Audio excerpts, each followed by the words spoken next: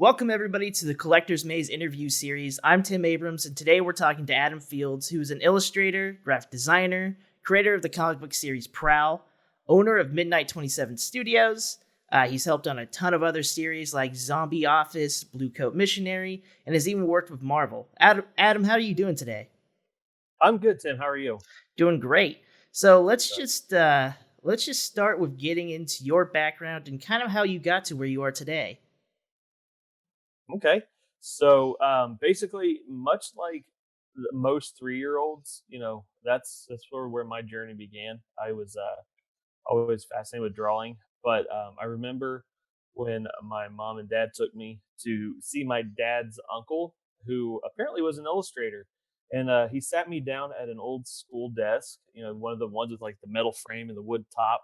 Um, he sat me down there and he drew a tree and he drew a steam engine. The steam engine was like in perspective, so it looked like it was like driving off of the page, and it blew my little 3-year-old mind. And I still remember it to this day, and I'm 33, so that was 30 years ago that I'm still talking about it. And ever since then, I just had to figure out how to do that. So all through school, I took art, I took drawing classes, and I did everything with creating. Whenever I get in trouble, I would get grounded from drawing, not toys or anything. It was she took my pencils and paper, and that crushed me. So fast forward a few years, I was in high school, and I had the opportunity to go to a career tech center called Miami Valley Career Technology Center, and I took graphic design. We did very very little illustration at that school, but we learned a ton about the graphic design programs, Adobe, and all that. Once I graduated from there, I went to what used to be called the School of Advertising Art. It's now called the Modern, in Kettering, Ohio. And again, not a lot of illustration. We had like one class. Everything was computer based, and I wanted it. Kind of discouraged me. I'm like, man, there's no illustration jobs out there. Nobody wants someone who can draw. So I decided to take a factory job right out of college. Um, and then while I was at that factory job, I knew that they hired within. So I decided, this is just where I'm going to be. I'm going to work from the floor. I'm going to work my way up. My goal was to get in the marketing department and do graphic design for them. It's a great little, a multi-million-dollar company. They weren't small at all, but it was very local. It was like 5 minutes from my house, so I felt like I had made it. Once I got there and got in the marketing department, I realized they didn't want a graphic designer on staff. They outsourced that position, and kind of defeated me. So I decided I'm going to do my own thing. That's when I created Midnight 27 Studios. Started doing shirts and logos and all that, but those were very very few far in between. A lot of people had noticed that I was a really good illustrator, and I was literally doing that just as a to pass time, um, just to clear my head from design work. And I decided I'm gonna start charging people. So I kind of researched a little bit into what it took to be an illustrator, and I've always had a passion for doing comics. I just never thought of it as a career. So when I finally did my research and learned that this can be a viable thing, I kind of switched over my business plan, and I started doing illustration work for independent companies, and it ended up catching the eye of a few people. And I was at a show one year, and my wife said that somebody had came up and said that she thought that they were kind of a scout the way that they were acting. And a couple weeks later, I ended up getting an invite from the Upper Deck company to work on Marvel products. And since then, I think I've done over 500 different sketch cards for Upper Deck with the Marvel titles on it.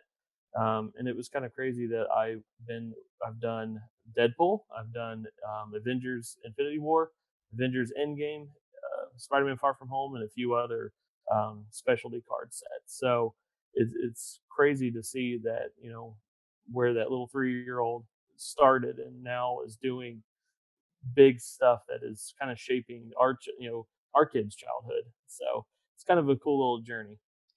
Yeah, and imagine your younger self seeing what you're doing now. Probably be freaking out. He would be. Heck, his 33-year-old self is still freaking out. It's I wake up every day and look at my to-do list, and I just still can't believe that I'm drawing for a living. Well, I want to touch on more of the Marvel stuff here in a minute, but I think I also wanted to hit on kind of talking about your overall style and kind of what influenced you. So what comic books, or you talked about how your uncle influenced you and everything like that. What kind of styles influenced you? So I love this question because from the comic community, I get a lot of flack for it because I wasn't a comic book reader as a kid. So I don't have this amazing story growing up reading comic books and being influenced by Hulk 181 or whatever. I legit just sat there and drew pictures. My influences were video game strategy guides, and the thing is, I didn't have those video games. I just bought the strategy guide for the concept art that was in it.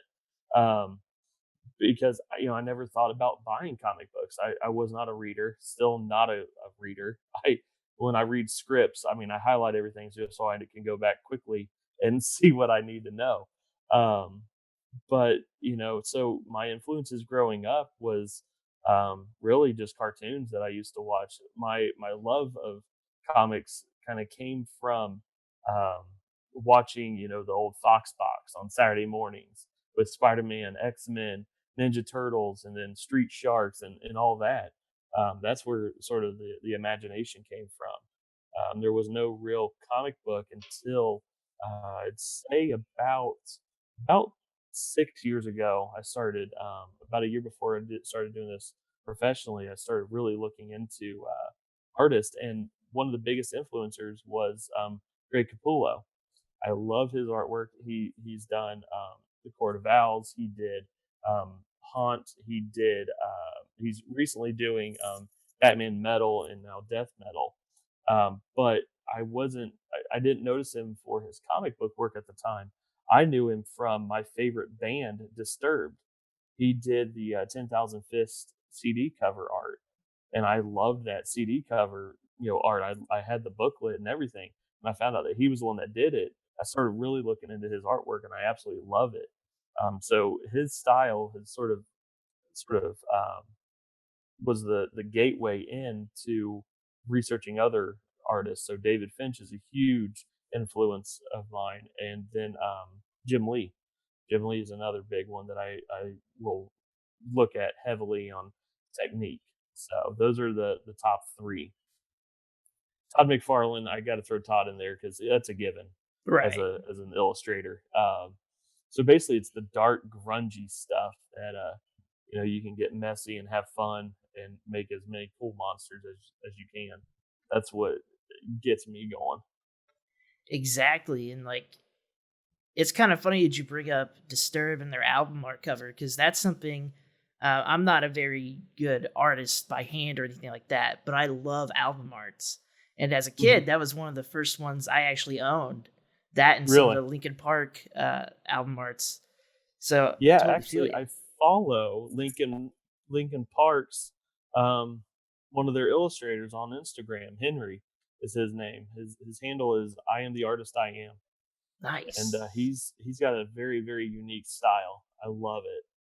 Yeah, I think all wherever you can grab your influence from is great. Like music and like you said, that action block on Saturday mornings and everything like that. Um, so kind of move it over to your own work. Things like and we'll start with prowl. I think is probably the most prevalent right now. Hmm. Um, so could you give us a brief description of what prowl is? Prowl is basically what if the wolf in sheep's clothing was there to protect the herd kind of story. It's basically about a werewolf who is a vigilante. But he's not one of your traditional werewolves. He doesn't transform by moonlight. He wasn't cursed at birth or bitten by another one. I'm kind of redoing the whole werewolf origin story with this one.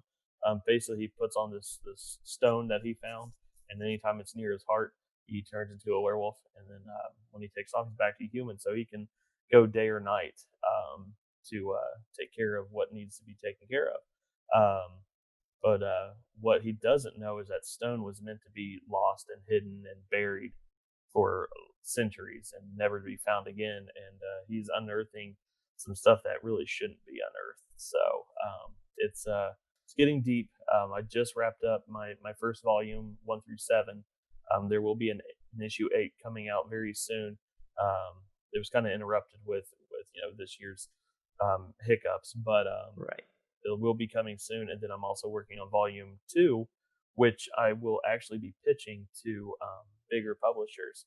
So kind of branching out from the indie market to pitch it to someone who can get it in the hands of people across the world faster than I can, I should say. Yeah, I mean, some of those smaller companies, I say smaller, but like Dark Horse, that's not a small Mm-hmm. company. But companies like that, I think your style, and from what I read, I think I read the first issue of Prowl, and Mm-hmm. I think they'd be all over it. But Yeah. yeah, so uh, getting into like the nitty gritty of Prowl and how to create your own comic book, what are some of like the first steps and the processes you went through to kind of design, script, and create everything? Yeah. So this was where I am now taking all the stuff that I learned, and I love being able to share it with other people who are wanting to do it, because I made so many mistakes early on, and it's all about growing and learning. So if you have an original idea that you want to get out there, first off, I write Prowl, I illustrate Prowl, and then I was doing all the ink and coloring and lettering, everything myself. Um, let me tell you, I highly suggest getting a team together up front. Work out compensation if it's someone that you trust and are good friends with. Obviously, there's other ways around that, but somehow get a team together. Um, find your strength and stick with it. So I know my strength is, for Prowl at least, is writing and penciling. That's my favorite parts. So that's what I do. I brought on an inker named Richard Jones the third. He is a good friend of mine, and he bailed me out on issue 7. I was burning myself out. I was working on other books at the time.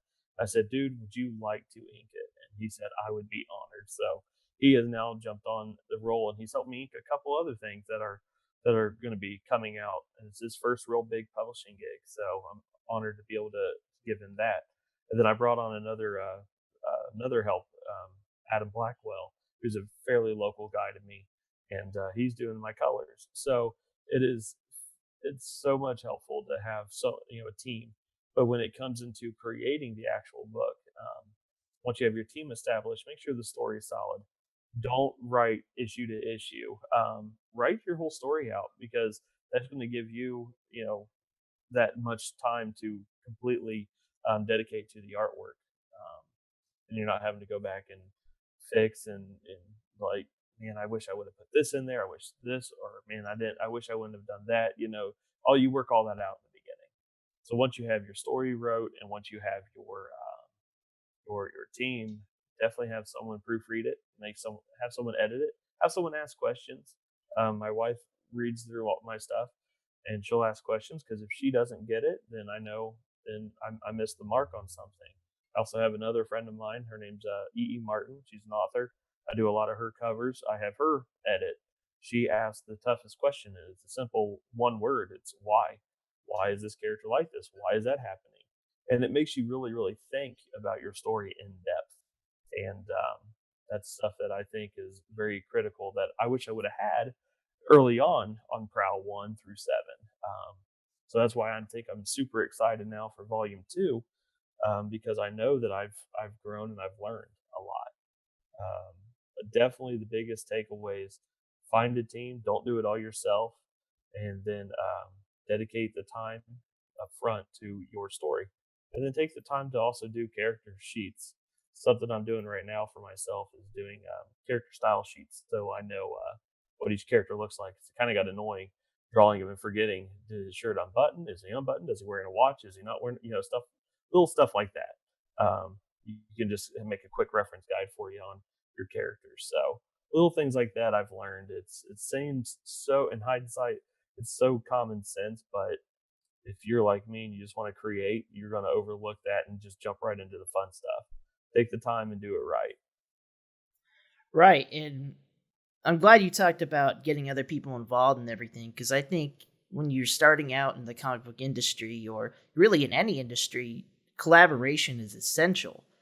Having people that can come in and tell you and look over your work a little bit, not so much be critical or anything like that, but just being, another voice, like you said, why is such a big thing. That's the toughest question I've ever been asked, and it's just one word, and it it's so important because it makes you. I mean, we get down to like, what's this character's favorite ice cream? We may never need to know that, but it solidifies the character. It makes them real. I mean, I know what my kids' favorite foods are. I know what my wife's favorite food is. These characters are just as a part of me as they are because I'm the one making their adventure happen. So I should know everything about them. I'm the one that created them. So yeah, it's kind of cool. But also, doing the collaboration and what you said about the industry, I tell everyone who wants in on this. This is an industry where you'd never get to apply. You may get a couple portfolio reviews, you may get to submit stuff, but you know, I've never applied for a job. Um, my application is pretty much my portfolio. That's my resume. That's what gets me the next gig. It's who I've worked for. It's also like, can you meet a deadline? Can you know keep the characters true? So being able to offer up some help to others who may want in, if I can be that shoehorn to get them in, like Rich and Adam, who are very talented artists in their own way. Adam he's a digital painter. Rich is kind of like me; he can do it all. Um, but if I'm able to sort of get them in as one thing, they may get noticed for something else and get picked up for bigger. So it's kind of a great feeling to be able to help others that way. Sure, and someday you can always go, hey, I got you to where you are, kind of thing as well. Yeah, yeah, hold that over their head. So, No, they're talking. great Oh, okay. Talking about collaboration too. So you've worked on other people's series. I talked about in the intro, Zombie Office and Blue Coat Missionary. guys. Could you tell us kind of what it's like to work with other people on their creative entity and So their stuff? it is completely different than working on your own stuff. By that I mean, you kind of have a vision. You can skip some steps on things. Let's look at Blue Coat Missionary first. Blue Coat Missionary is a story that was created by non-comic book people. This organization is actually a nonprofit out of the Cleveland area, and they actually go out and clothe the homeless. They are an amazing organization. I'm going to do a little pitch, a little Sure. plug for them because I truly believe what they're doing. Go to the subzeromission.org and check out who they are and what they do. I am by no means sponsored by them, but anytime that you can save a life, that's what they do. So their mission is so powerful. The organization was founded by an ex-marine, and then there's a group of ex-military men from all branches, and they see themselves as fighting death. They wanted to solidify that in the story form, and none of them are really creative, but they had stories. So they sought out on Facebook, and someone tagged me because they knew I was an illustrator. So I reached out to them. We had a phone call. I drove up. It was about 4.5 hours. I drove up for a one-day meeting and met with them. We discussed it. We liked what each other had to offer, and I was able to bring their mascot, the Blue Coat Missionary, to life. And the story itself is very powerful because it is about a homeless veteran. You get to see what he went through during war, and then you get to see him suffer through PTSD through his eyes. So you get to see what that looks like from someone who has PTSD, and then you also get to see it through our lens when you see a homeless individual on the street who might be battling PTSD. So it sort of reshapes your thinking when you see someone who might be down and out. So working with them, it was really, really powerful because they had a specific vision we worked with what the character looked like, and the minute they saw what PD or PTSD, what he looked like, because I actually had to make him look like a demon almost. When the minute they saw him, they said, "Yep, that's him. Do that." But it was really fun to work with them because they actually gave me a ton of freedom. I actually wrote, illustrated, and I did every step in that book. So the whole team thing that came before that, that's the book I was working on before Seven came out. So I was dedicating all my energy into that one, and it was really fun working with them. Now with Zombie Office, that one's a little bit more challenging because there's a language barrier. The gentleman I work with, his name is Jean. He is out of Spain, and he actually found me on Instagram. I was drawing live a Power Ranger of all things, and he asked me if I drew zombies, and I said, "Yeah, I can draw zombies." I'm expecting a commission, and when I reached it, I said, "Shoot me a message. I'll message you back after the stream." And he messaged me, and I reached out, and come to find out, he wanted a full fledged project. So, you never know when these jobs are going to come. So we talked, and he brought up, he's working on a book, and it's interactive, and he showed me some very cool features, and where you're able to bring a zombie to life by scanning the cover. So in the book, which is actually right there over my shoulder, you can scan that cover with an app and bring a zombie to life, and that was really fun. So we worked on it again. They're a film company. They do a lot of animation and modeling and all that. So when he wrote the script, he wrote it as a screenplay, which doesn't translate very well on paper. So I had to kind of teach him how to script a comic book. That was a bit of a challenge, but we got through it, and now we're working on the second one.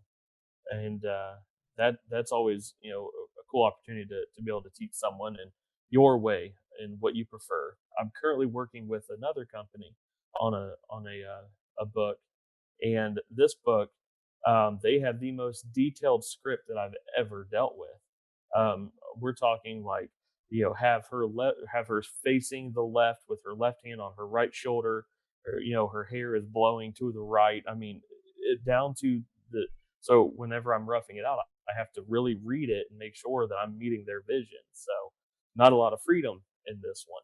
So it's different from every person, and you learn what you like. I like a little more freedom than being tied to a solid restraint, unless it's absolutely imperative that it happens in the story. Right. Wow. So I had no idea that there was so much behind both of those works. I mean, just the fact that, first off, thank you for going out and helping that charity, the charitable cause, and Mhm. homelessness is something that I think everyone knows about, but I think everyone could be a little bit more informed about as well. Um, Yeah, absolutely. That was their whole thing. Being ex-military, I guess. Uh, what's their stat? I think they said one in the third homeless is a veteran or something like that. They have all their stats up to date on their website. But yeah, that was a powerful story. So I don't just get to make superhero stories. I actually, I'm looking for the projects that will change and help lives. yeah, ethically, it's great that you do Yeah. so. Do you think, being a creator and having the power to impact people through illustrations and stories, do you think doing things like that helps your kind of moral code, kind of shows other people where you are with your headspace Mhm. and everything? I do. I do. There actually, it's funny you said that because there's a lot of things that I won't draw, just because one, I don't want associated with certain things, or I don't want I have kids that are constantly in and out of my studio, and there's just things I don't want them to see. There's things I don't want to see. I actually turned down a script 2 nights ago. It was a short story that I could easily have gotten done in about 2 weeks, easily. And I read it over, and it didn't sit right with me. I wasn't about it. It actually hit too personal. So I messaged him back, and it's someone I've worked with numerous times. So it wasn't someone new. This first time I actually had to tell him, hey man, I'm not comfortable with this one at all, and he understood, you know. So, and we've talked since. It's just, they appreciate you being real and authentic, and I feel like I don't want my name tied to certain things, and that way when someone comes up to my table, I can be proud of my work and not have to explain why this is there, or whatnot. You know what I mean? Exactly. Oh yeah. And it's like that every part of the industry. You can really tell who's a passionate person, a creative, and like I said, who's in a good mind space by those type of things. I kind of want to switch over now to talk about your studio, um, Mhm. Midnight 27 Studios. Can you kind of tell me how that came to being and kind of Yeah. what you guys do? So basically, the name came as a mock, like, I'm gonna work through midnight because I was doing it while I was still at my other job, and the only time I had was basically midnight to work on everything. And the whole premise was, let me work through midnight on your small business brand, so you don't have to. Because I know most small businesses, that's the only time that they get a chance to work on their own stuff, or do any type of advertising, because throughout the day, throughout the business hours, they're working on, their business, whatever it is. I know my mom, she owns a jewelry store, and she has no time through the day to work on social media, or, between customers and doing jewelry repair, and all that. So, that's what kind of gave me the idea of, like, well, midnight sounds cool. 27 is my favorite number. Let's put it together and see what happens. Yeah, that's it's kind of funny. So I'm a video editor. Not many of our viewers may know that this is one of my first interviews with Collector's Maze, but uh, in the video world, that happens all the time where you find Mhm. something like that and then you a number or a color or something like that. That is super common. And Mhm. it's awesome. I mean, it's genuine. It's real. It is. And, I've always loved number 27, just represents my birthday. That's it. So, to me, that's what the studio name started off as. Now, as we've grown and we've shifted a little bit, our focus is now on illustration. It's a little harder to brand Midnight 27 with me, Right. because in the studio I had full intentions of being able to hire, different staff, and all that. But when it comes time to illustration stuff, I had no plans for that when I first got it started. So now I think we're looking at possibly rebranding in a year or so, just to make it a little easier for me to brand, because people go to Comic Con and they're looking for Adam Fields. They're not looking for Midnight 27 Studios. I'm not a publisher, and I've actually had some people submit art, stories to me. I'm like, I'm not a publisher. I'm sorry, and I think it gives the wrong sense, and that's easily mistaken. So yeah, I think it's almost time for a rebrand and a refocus on what I offer and what I am. So it's funny that you mentioned that, because that's something that we've just recently started talking about, my wife and I. Sure. So, I mean, yeah, and you'll always remember it though, being that oh yeah, way and everything. It's a good place to start. it is. And there's a lot of companies that will rebrand or change names, because you can't really predict this kind of stuff unless you have it completely solid right from the beginning. But like I said, I was fully anticipating doing graphic design stuff solely because I didn't know illustration was even a thing. So, Right. So you mentioned that you were doing some graphic design for other companies. Can you just briefly kind of talk about that a little bit and how it is to work with companies and everything like that? yeah, they're super picky. um, I, I just the most recent one, and I'm super honored, and it's kind of funny. I've lived in this town my entire life, right?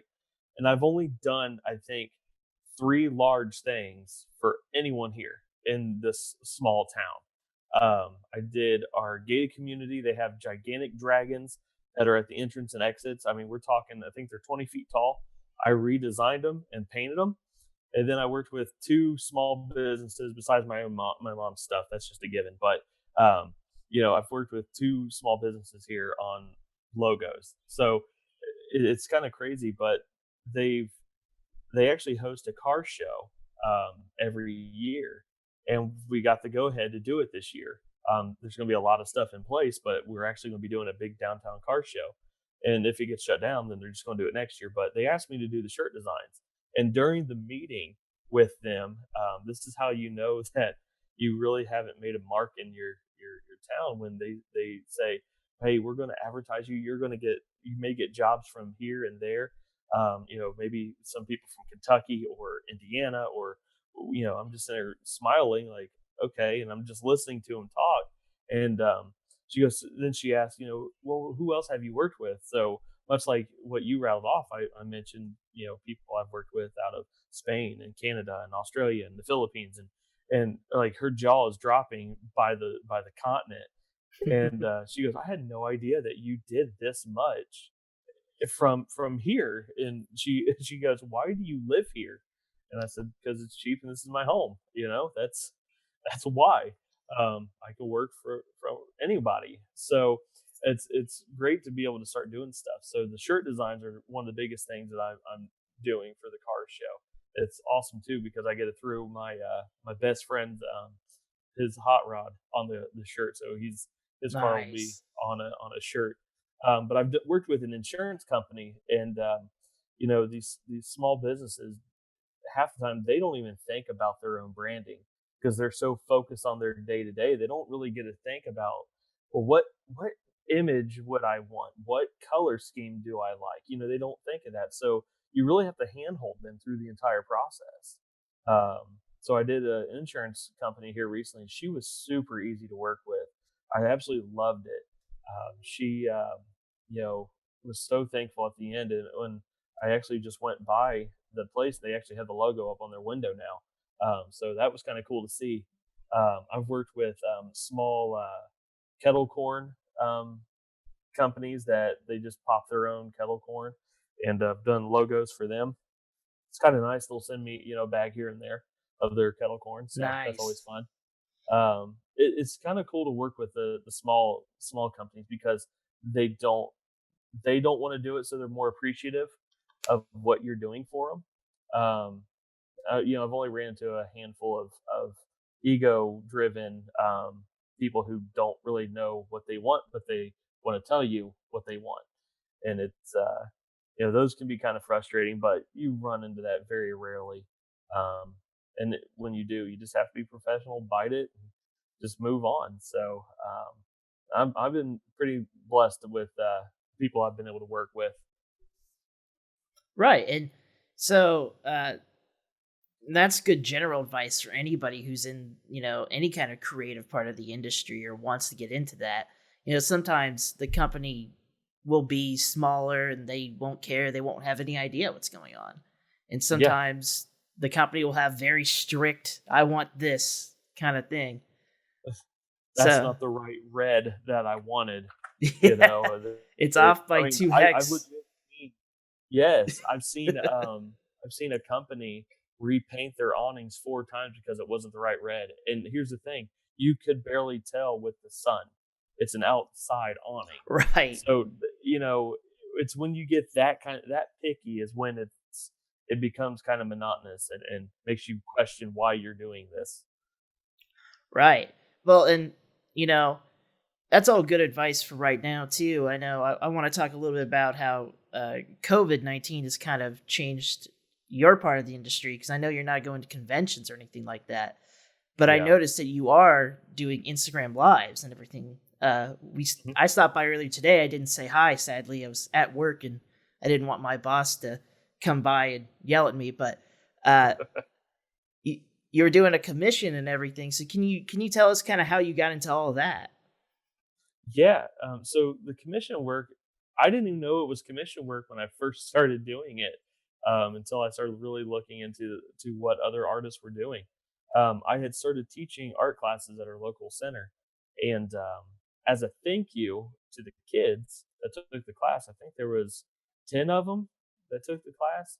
I wanted to do a personalized drawing for them just to say thank you. So during the class, I'd walk around while they're all working on their piece, and I asked them, I said, "Hey, who's your favorite superhero or supervillain?" And they all gave me a name, and I wrote it down. So the last day of class, I ended up giving them this little 3x5 full color little sketch of their favorite character. These kids absolutely loved it, and Awesome. that was just my way of saying thank you. And I posted them, and just to say, hey, here's what I did for the kids. And people started coming up, hey, can you draw this for me? How much? And I was literally charging like $5 for these little head sketches, and I think I did about 100 of them within the year, and that was like at my old job. And I'm like, that's what sort of started this whole domino of maybe there is something here. So I started doing bigger pieces and really pushing and revamping my skills. And let me tell you that it was crazy how fast it took off. So I was at my very first convention, and I was so nervous. Now, when I say I'm nervous, I used to be a demolition derby driver, so Oh, I'd get wow. super nervous before going out. I was more nervous before my first convention than getting in a car and about ready to wreck it. I didn't know what to expect. What if I made a fool of myself?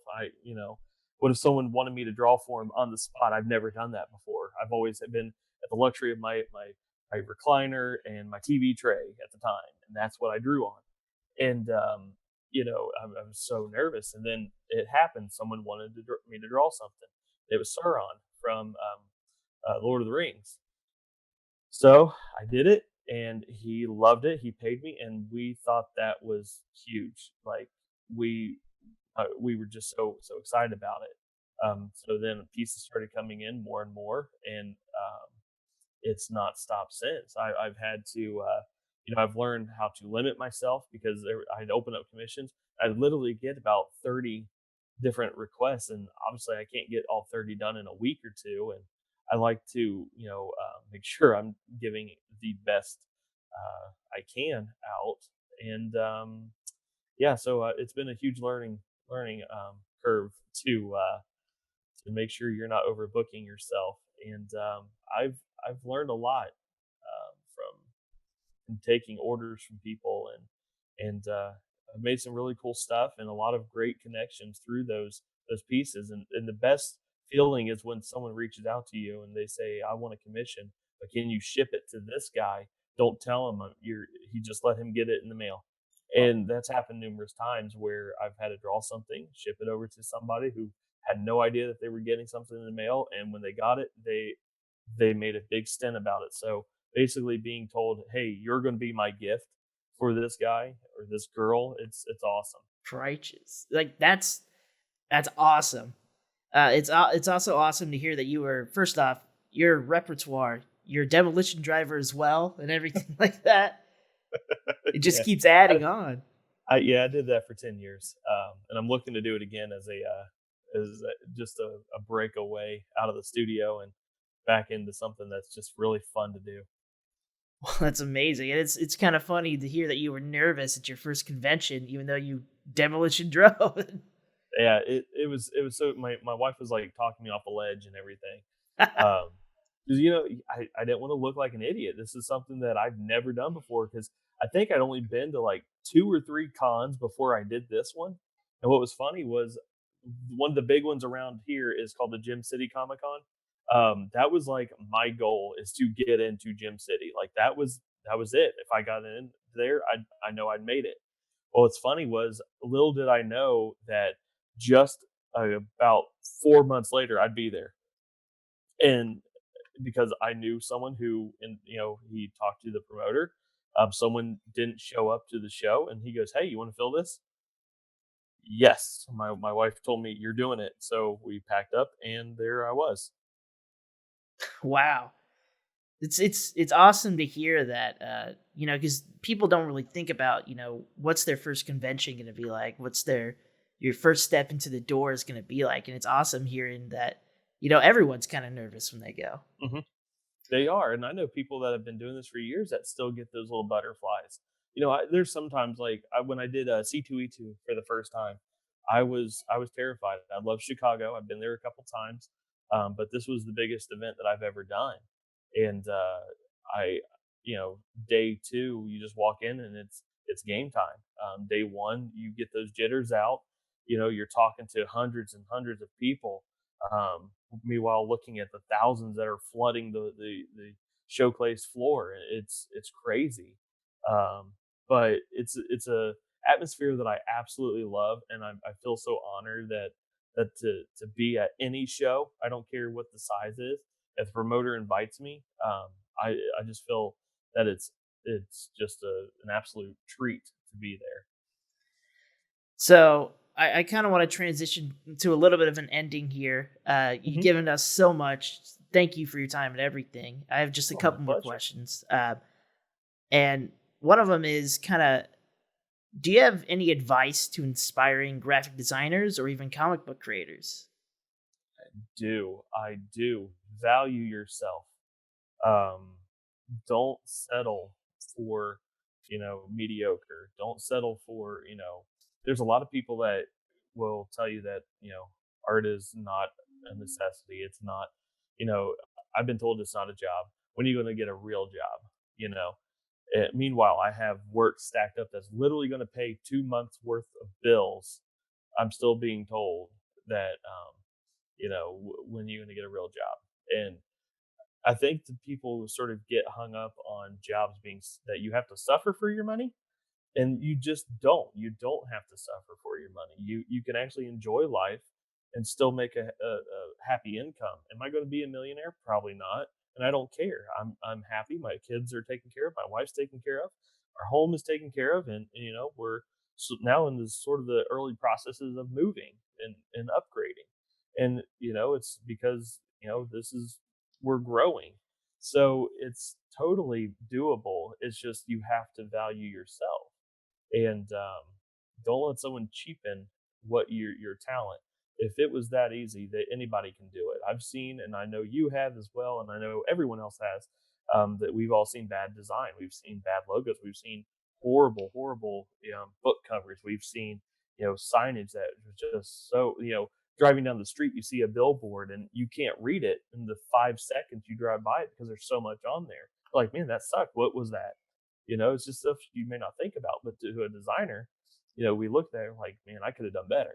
Well, you probably can, yes. So you should be compensated for it. So price yourself not out of a job, but price yourself in the market that you want. So if you're really wanting, a Fortune 500 company or multi-million dollar company, don't sell stuff to them for $20. Price yourself because they're going to make you work for it. Um, and then if you're an illustrator, same thing. And if you're wanting to get into comic books, I always say whether it's illustration or graphic design, it's all marketing. That's everything that I do is marketing. So the whole reason behind illustrating is not to make a cool picture, it's literally to sell a product. If I was to work on Batman, you know, drawing the comic book, yeah, that's an awesome, but the whole purpose is to sell that book. So the cover artist has to attract somebody to buy that book. The story, whoever illustrates the inside has to captivate the reader. So it's literally just like someone who's in branding, except we're doing it with our own illustrations. So um, that's something because I'm on the advisory board for my old trade school, and when I get asked by parents if this is something that their little Jimmy can really do for a living, I like to point out that I'm doing it for a living, and that it is possible. And then I use that analogy that we're not. It's still commercial art. It's just a different form of commercial art. May not be the what we see as traditional, but it's still a marketing plan. Somebody had to plan out this, and we got to sell a product. So those are the only advices that I really give to anyone who's looking to break in or um, tackle art as a career. Sure. It's kind of funny you bring that up. I work in a marketing department as a video editor, and Hmm. I think everyone there screams at the top of their lungs that everything is marketing. and Hmm. and it's It's true. It's very true. You see it everywhere. It's just how you market yourself is how you're perceived and how you're going to get Yeah, more. yeah. Marketing is literally everything, and it doesn't really matter what it is because there, there's why do we buy stuff? You know what I mean? Why do we invest time in certain things? It's all because somebody somewhere convinced us to do it, and they played onto an emotion of ours. It could have been a you know something from our childhood. We don't know, but it absolutely is something that people really need to take serious. And if you have a child who is showing signs of wanting to be an artist or has that passion, if they're in middle school, much like my son, he's going in the 8th grade, it's career talking time. It's what do you see yourself doing? Because you're not far from the end, kid. So if you have a child who is interested in doing art as a career, don't discourage them and encourage them. um, let them know that it's absolutely plausible, and they have to measure success by themselves. They can't measure it based on the size of their wallet. Rather, are you happy with what you're doing? Are you proud of what you're doing? And then once you get that mindset, then everything else comes. Because I always tell kids and parents that you're never going to have an Indeed's job posting. You're never going to go online and find Marvel's looking for illustrator, or DC's looking for cover artists. You're never ever going to see it. They literally send scouts out. So really, the next big advice that I would give everyone is to put yourself out there the minute that as early as you can. Who cares if you have anything in your belt? My first con, we had, I think, 5 small mini prints, some blank sketch covers, and I think some original pieces. That's it. I didn't even have a book. And that's why I was so nervous, because I didn't have anything to show, except like, hey, Prowl's coming. And, so fast forward to, like I said, I think it was Cincinnati Comic Expo. We actually had a scout stop by our table, and that's when I got the gig with Dardaque.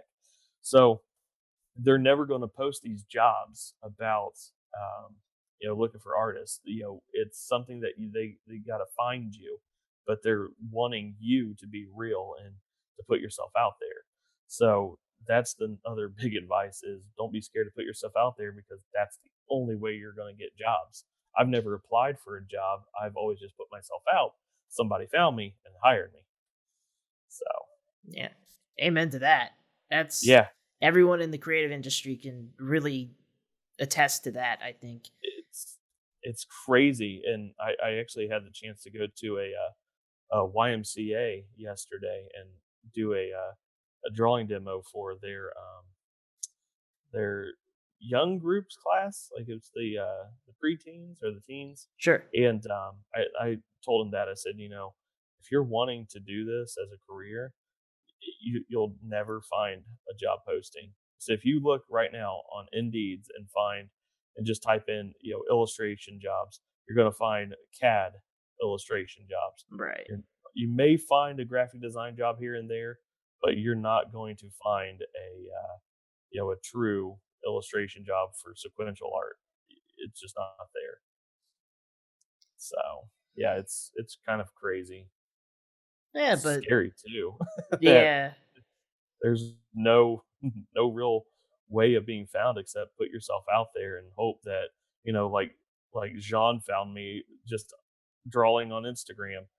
So it's nuts. Yeah, I had an old professor that would say serendipity is there for those who reach out and grab it. That's right. So, That's right. It's success is really what you want to make it and how hard you want to work for it. Me, I'm willing to work as late as I have to, and whenever I can, to make sure that everything's paid up and our family's taken care of and customers are happy. so that pretty much wraps up everything I had. I have one question. It's the biggest Okay. question in the world. Where can people find you in your work?